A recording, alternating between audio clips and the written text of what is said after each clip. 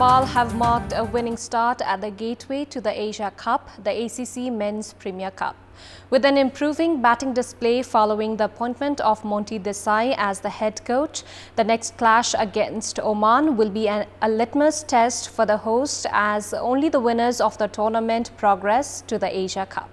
Good evening, I'm Sarah Chitrakar and these are the headlines of the hour.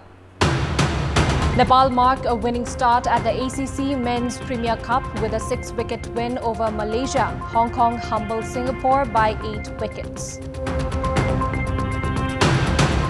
Prime Minister Pushpa Kamal Dahal claims that Nepal will become self-sufficient in electricity within 3 years. Claims Nepal will only export power from 2025.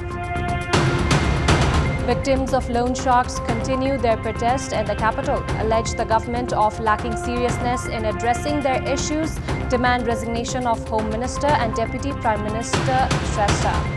And Russian President Vladimir Putin meets with his commanders in 2 regions of Ukraine that Moscow claims have annexed. Russian forces step up heavy artillery bombardments. Prime Minister Pushpa Kamal Dahal has said that the nation would be self-sufficient in electricity within the next 3 years. He has claimed that Nepal will only export electricity to India after 3 years. Addressing the inaugural ceremony of the Power Summit in Kathmandu, Prime Minister Dahal said that Nepal would only export electricity from 2025. He added that the government would not work on increasing the consumption of electricity and prioritize transmission lines. Prime Minister Dahal said adequate production of electricity would create employment opportunities and also curb trade deficit with decrease in import of petroleum products. He said that electricity would be used for cooking, transport and agriculture. We anticipate to be a net exporter of electricity by 2025 without any need to import, even in the dry season. We realize that many Nepalese still do not have access to green energy, and we must continue to expand the grid as well as adopt of grid technology to make electricity available to all people of the country. Addressing the program, Prime Minister Dahal said that Nepal currently did not have adequate infrastructures for domestic consumption and was compelled to prioritize import. He added that domestic consumption would be prioritized upon completion of the infrastructures. Also addressing the program, Minister for Energy Shakti Bahadur Basnet informed that a new law related to energy would soon be presented at the House of Representatives. He also urged domestic and foreign investors to invest in production of green hydrogen. Minister Basnet said that the government was currently searching for international market and working on increasing domestic consumption of energy. At least 300 representatives of more than 30 countries, including India, Bangladesh, Bhutan and Sri Lanka, are attending the summit. A day after sustaining injuries to a scuffle with the police, victims of loan sharks have staged a protest in the capital today as well, saying that the government was not serious in addressing their issues. They have demanded the resignation of Home Minister and Deputy Prime Minister Narankaji Shrestha. The victims have said they were compelled to continue with their protest as the government, instead of addressing their demands, had used force to dismiss them. Police had once again intervened in the protest held today, resulting in injuries to 7 of the victims and a few police officials. On April 1st, the government had signed a 5-point agreement with the loan shark victims who had been staging protests in the capital. Following the agreement, another group of victims had arrived in the capital and staged similar protest demanding for a parley with the Home Minister. Parliamentarians at the House of Representatives session today have drawn the government's attention towards various contemporary issues facing the country. They have called on the government for a long-term program to control air pollution in Kathmandu Valley. They have also urged the government to form a parliamentary investigation committee to address the health complications seen among the locals of Banchare Dada and Sistole dumping sites that have been used to dispose waste from the capital. Parliamentarians have also urged Prime Minister Pushpa Kamal Dahal to table the issues in Susta border during his upcoming trip to India and highlighted on the need to give full shape to the cabinet, expedite the process to endorse the citizenship bill and also address the problems faced by farmers due to scarcity of fertilizers. Kathmandu Metropolis is to require another 3 months to relocate to the Kathmandu Plaza. The Kathmandu Metropolis had claimed that the departments were being shifted to the Kathmandu Plaza 3 days ago. However, nothing has been shifted so far. According to an official of the Kathmandu Metropolis, the Kathmandu Plaza is not in a proper condition for setting up offices and added that it would take around 3 months for repair and renovation works of the facility. Delivering services from 11 locations, the Kathmandu Metropolis has been paying around 3 million rupees in rent. The Public Construction Department is currently repairing the Kathmandu Plaza. Despite Bagdarbar suffering damages in the April 2015 earthquake, the Kathmandu Metropolis has not made any effort to construct its own building. Nepal and China have reached an agreement to resume export from Tatapani border point in Sindhupalchok. The meeting between the officials of both the countries held at the Miteri Bridge in the border between Nepal and China reached a 6-point agreement, including resumption of export from the 1st of May. The meeting was attended by the officials of Sindhupalchok District Administration, Department of Immigration, Security Departments and Chief of Customs from Nepali side, while on behalf of China, officials of Nyalam County Administration, security bodies and Department of Immigration participated in the dialogue. Chief District Officer of Sindhupalchok, Ramesh Nepani, said that the meeting had held discussions and reached a verbal agreement to resume export from the 1st of May, maintain border security and prevent border crimes. Prior to this, officials of both the countries had held dialogues on 16th of February and 20th of March. Flight services have resumed at a complete flight services have remained at a complete halt for the past 1 week in Tumlingtar Airport of Sangkhwasaba. According to the Tumlingtar Airport, flight services have remained at a complete halt because of poor visibility. The halt in services has added plight to the public. Time now for our segment, Public Pulse, where you text us with your opinion. Public Pulse. Here's the question. What's your take on the overwhelming number of applicants for the post of community school teacher? Your options are A, affinity for teaching profession, B, seeking opportunity, and C, call to increase employment. Voting is on. Type any WS, select your option A, B or C and send it to 34001 to share your opinion with us. Time now for international update. Russian President Vladimir Putin has met his commanders in 2 regions of Ukraine that Moscow claims to have annexed, while Russian forces stepped up heavy artillery bombardments and airstrikes on the devastated eastern Ukraine city of Bakhmut. Putin heard reports from commanders of the airborne forces and the Dnipro army group as well as other senior officers who briefed him on the situation in the Kherson and Zaporizhzhia region in the south.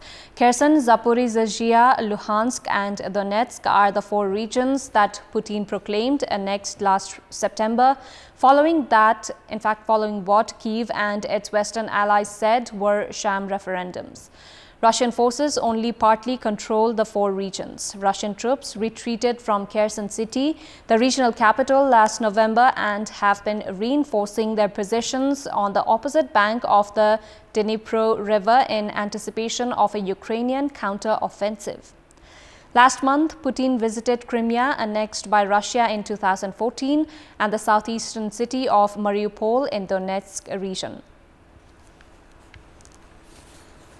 Qatar and the United Arab Emirates are in the process of restoring diplomatic ties and reopening embassies more than 2 years after Arab states ended to a boycott of Doha that had shattered the Western allied Gulf Arab bloc. A Gulf official said embassies were expected to reopen with new ambassadors in their post by mid-June. A third source said diplomatic relations would be fully restored within weeks. The restoration of ties comes amid a broader regional push for reconciliation with Iran and Saudi Arabia, agreeing last month to re-establish relations after years of hostility which threatened instability in the Gulf and stoked the war in Yemen. In mid-2017, Saudi Arabia, the UAE, Bahrain and Egypt severed all ties with Qatar over accusations it supported terrorism, a reference to Islamist groups, and was cozying up to Iran, accusations that Doha denied.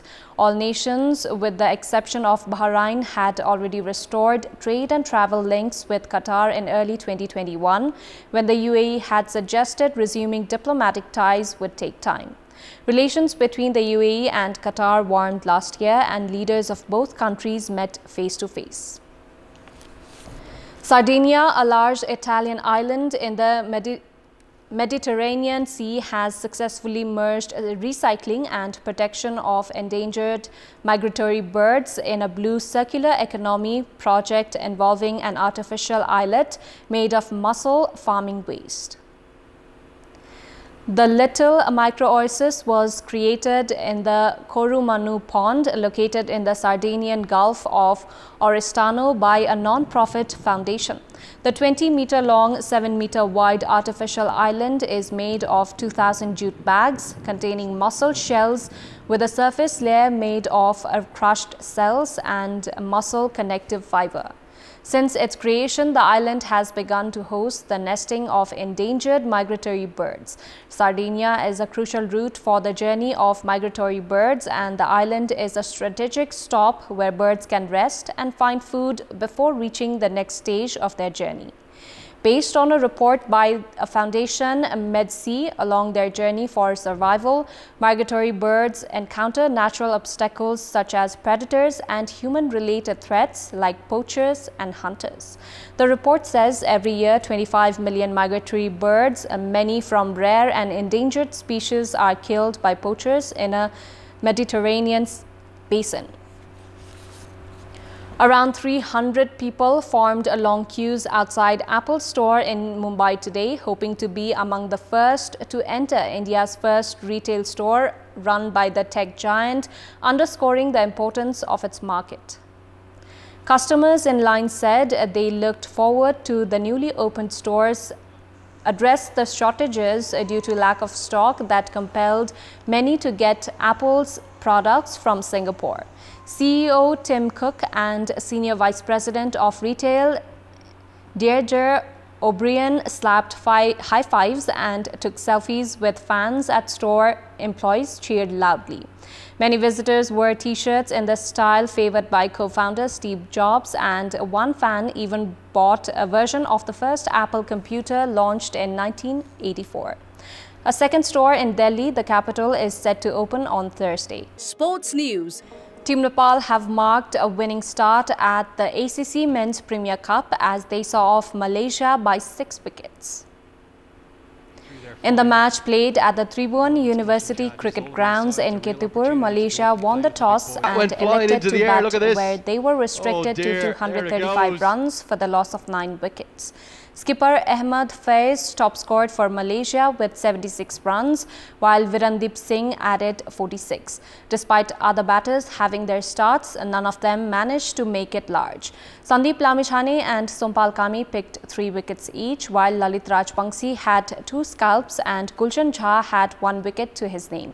In reply, Nepal chased the target in 36.2 overs, losing only 4 wickets. Bhim Sarki top-scored for host with 71. Skipper Rohit Paudel made 42, while Kushal Malla remained unbeaten at 70 runs from 40 balls. Malla's innings included 5 fours and 5 sixes. Mohammad Wafiq, Rizwan Haider, Vijay Unni and Singh shared a wicket each.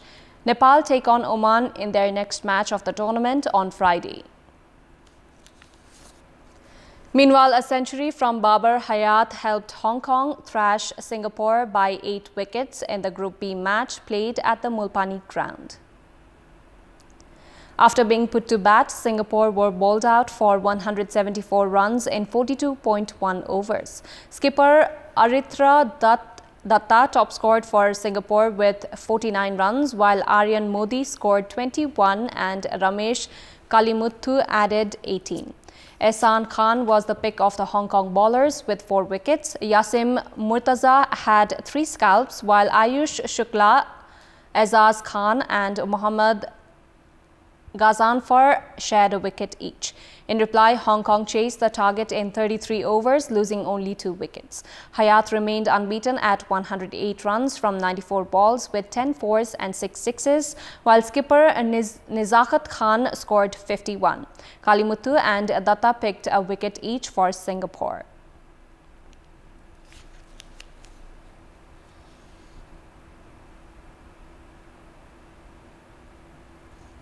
Inadequate fund has left the cricket ground in Dharan of Sunsari stranded.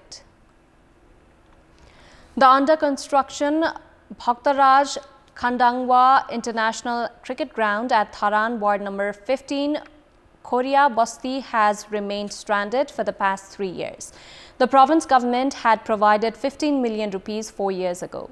Despite the assurance of providing additional budget, the province government has not released any more fund, which has left the construction works stranded. That's all for the moment. Our next English bulletin will be at 10:30 tonight. Thank you for watching. Bye for now.